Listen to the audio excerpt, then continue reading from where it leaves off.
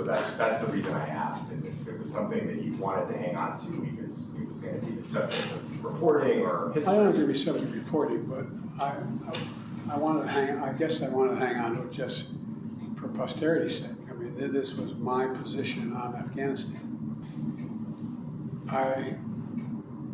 I've been of the view, from a historical standpoint, that there are certain points in history, world history, where fundamental things change, usually technology. For example, without Gutenberg's printing press, Europe would be a very different place.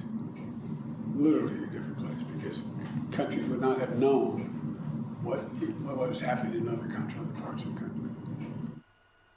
Lisa, your reaction to what you've heard, it's 4+ minutes so far, but there is a lot more apparently to come. Terrifying. Terrifying, Laura. This was the president of the United States, and the people that covered it up, they hate Donald Trump more than they love America. To allow that man to be in the White House, to be our commander-in-chief. And when did this cover-up begin, Laura?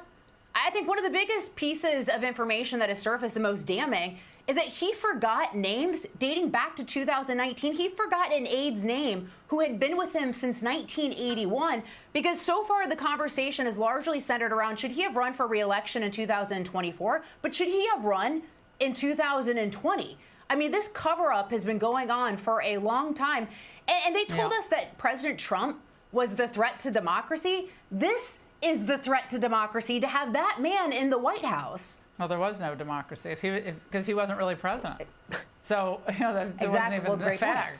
Now, he couldn't even remember that he actually had classified documents. Listen to this, Matt. Mr. President, was this something that you consciously kept after your term as vice president? Is this something that you wanted to hold on to? I don't recall whether did I have this? Was this in my possession, this memo? Yes, and to give you some context for this, Mr. President, it was found in the front of this notebook that's on the first page, and the notebook was found in the library at the Lake House in one of the drawers in the cabinet. I don't recall how it got back. I mean, I don't recall how it got back in the book, because I sent it to the president. I gave it to the president. And this looks like the original. I don't think maybe there's a copy made of it, but I don't think so. It was faxed, just to give you Oh, some okay, that's why. Yeah. Now, there's the fax reference there. Matt, your reaction to this? I mean, I think some of it is not as bad as the two major lapses are about two seminal events: the death of his son and the election of Donald Trump. Your reaction, though?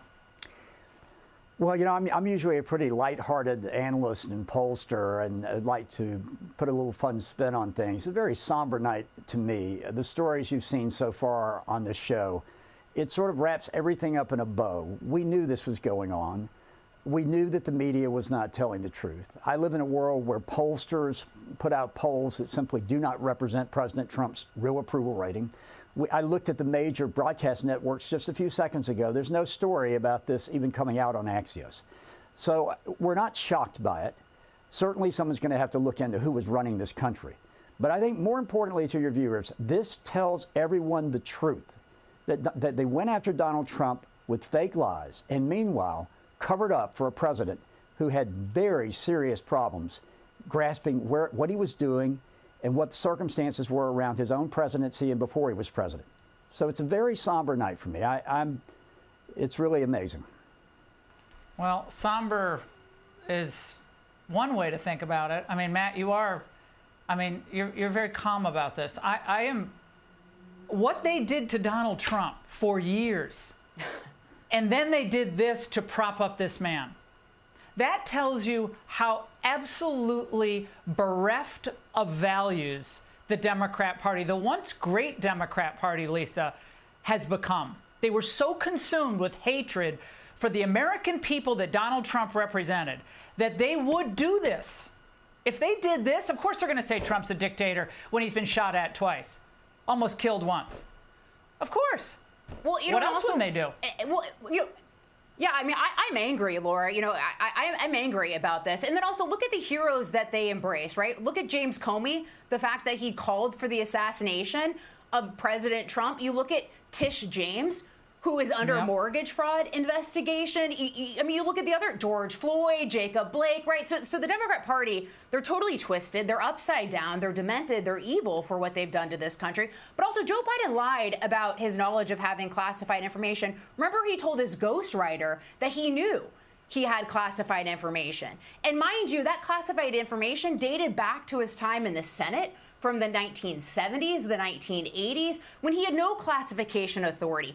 And then he took his FBI to go after President Trump in an unprecedented raid of Mar-a-Lago, potentially trying to put his political opponent in jail when he had this classified information dating back to the time in the Senate when a president has the ultimate classification and declassification authority. So I think our contempt for these people is simply not enough, right? We don't hate these people enough. I keep saying this. There has to be accountability somewhere along the line, Matt, for this. You know, we're the greatest power that's ever come into being on the face of the planet. And yet somehow for 4 years, a guy who can't remember where he's going, where he is, who his close friends are and associates and his cabinet secretaries, was somehow the whole world was able to be hoodwinked into thinking he was making decisions and he was actually executing the office of the presidency, when for 4 years he was not doing that, obviously. Well, this is one of the biggest scandals of my lifetime. And yet the media will treat it as if it's not one. They treat it as if that's why they have no credibility with these books. And so I think tonight, I want people to realize that everything that you've been telling them, that we've been telling them, that it's now true. And don't trust these media stories. Don't trust these fake polls. And someone does need to get to the bottom of this entire set of circumstances. And I'm sure they will.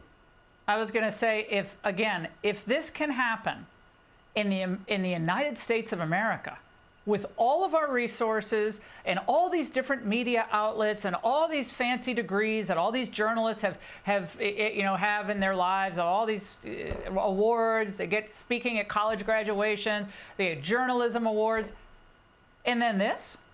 And then they want applause when they interview a few people who say, oh, you know, the president might not have been there. He might not have been totally there. Maybe we should have asked a few more questions. And they think that's their mea culpa that absolves them of what they did. And then at the same time, trashing Trump for things that were completely false and defamatory and almost landed him in jail. They wanted him in jail. And frankly, a lot of them right now tonight want him dead. That's the truth of where this party is. So I'm not somber. I'm angry about this. Until there's accountability for the people who did this, and you know who you are, that our country is not in a right place. We have 4 years of Donald Trump, and I hope he can make a big difference.